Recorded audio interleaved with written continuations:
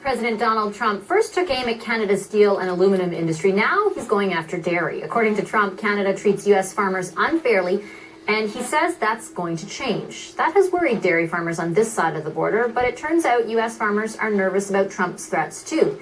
Yesterday, the Canadian Federation of Agriculture and America's National Farmers Union issued a joint statement calling on their governments not to disrupt what they call a positive trading relationship. So how much do these industries stand to lose if Trump's rhetoric turns into action?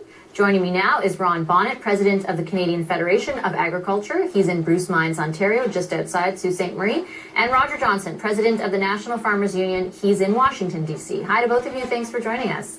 Good to be with you. Okay, Mr. Bonnett, let me start with you. There's been just a lot of strong rhetoric thrown around as of late, specifically targeting Canada and the Canada Supply Management System. What was your reaction to the comments made by President Trump over the weekend?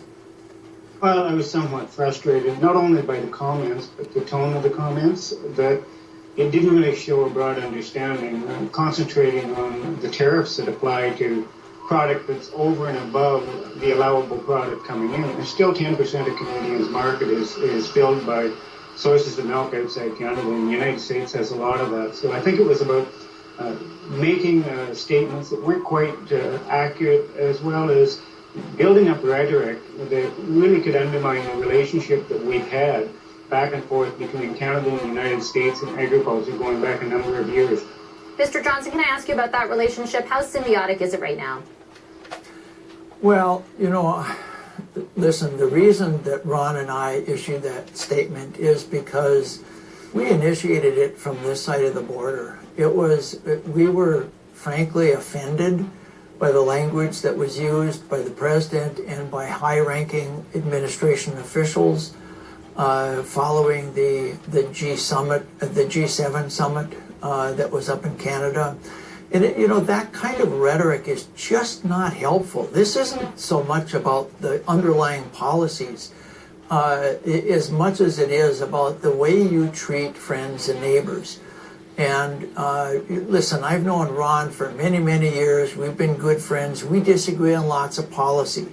But there are ways that you can disagree without being disagreeable. And the same thing should apply, and historically has always applied to relationships between governments, particularly the governments of the U.S. and Canada. Mr. Johnson, though, is Mr. Trump sort of, riffing off or basing his comments on genuine concern among some of your members?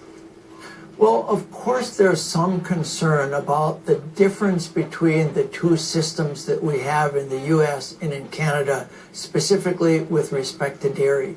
Canada has a supply management system that allows for higher prices to be paid to commodity producers. Frankly, Farmers Union has long supported a supply management system in the U.S., but we can't get it through our Congress. So we would be very reluctant to criticize another country for implementing the kind of a policy that we would prefer to have in our country itself. Now, how you manage those disparate systems across borders is the subject of these trade negotiations. Mr. Bonnett, what's your sense of the potential for give, I guess, on the Canadian side? There was a point where the Prime Minister was saying that he was flexible on agricultural issues. How worried are you now with the pressure ramped up from Mr. Trump that you will see a lot of give?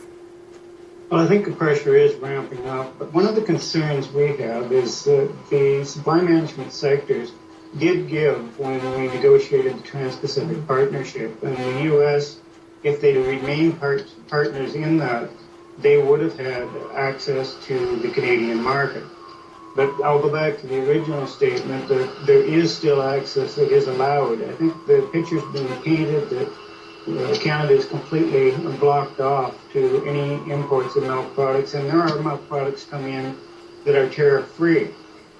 So I think it gets back to the issue of making sure that you don't devastate a system that's working well. And I know Roger and I have talked about it, as well as some of the other National Farm Union leaders, is there a way that the U.S. can manage their milk supply? Because there's a surplus there now. I understood they dumped about 100 million gallons of milk last year that they didn't have a market for. So managing the inventory of milk in the United States is just as critical as whether or not they get access to Canada. So we're hoping that the negotiations can continue with a little bit better mood and not zeroing in on one hot button issue to try and sort of push people into corners. Can I ask you what's at stake for Canadian farmers, essentially, Mr. Bonnett? Well, it would be the viability of the whole industry. The U.S. pretty near has enough surplus milk in the system to completely undermine the financial viability of the Canadian system. And some of that is backstopped as well by Treasury dollars that go out for milk pricing schemes, supports for their farmers. So it's a different comparison. The Canadian system, the price consumers pay covers all of the costs of the milk product, whereas the U.S. is a combination of tax dollars and the price they pay at the marketplace. But even at that, a lot of their farmers are suffering. So I think really taking a look at the whole situation and not just zeroing in on one aspect, I think is what's critical at this point. Mr. Johnson, what's at stake for American farmers? Well, I think the fact that we have for a long time enjoyed an integrated marketplace across the border that we share with your country is a really big deal. I mean, there are lots of goods that move back and forth in a symbiotic fashion between our two countries. Now, don't take that to mean that we are totally pleased with the trading relationship. I think we have concerns, just as I know that farmers and farm groups north of the border have concerns about our system. The point of our statement was to say that there's a way to address these concerns, and that's to sit down and have honest conversations and negotiations over those concerns rather than hurling insults at one another. Okay, I'll leave it there. Thanks very much for your time, Mr. Johnson and Mr. Bonnett. Thank you. Thank you.